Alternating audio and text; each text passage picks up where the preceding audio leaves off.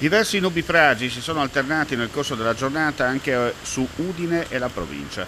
Da Lignano fino ai monti, piogge intense e vento forte che hanno creato disagi alla circolazione, provocato abbattimento di alcuni alberi collessati sulla sede stradale, alcuni smottamenti segnalati nel Friuli orientale e allagamenti di lieve entità nella bassa friulana. Il calo termico che ha spazzato via afa e calura con un netto anticipo d'autunno. Tornando alle precipitazioni, fino alle ore 11 di giovedì 12 settembre sono caduti mediamente 20-50 mm di pioggia su Alpi e Prealpi Carniche, da 20 a 80 mm su Alpi e Prealpi Giulie, da 15 a 80 mm su media e alta pianura, da 30 a 90 mm su bassa pianura e costa. In montagna, sul Monte Lussari, la prima neve che anticipa lo spettacolo, nella speranza degli operatori turistici, invernale.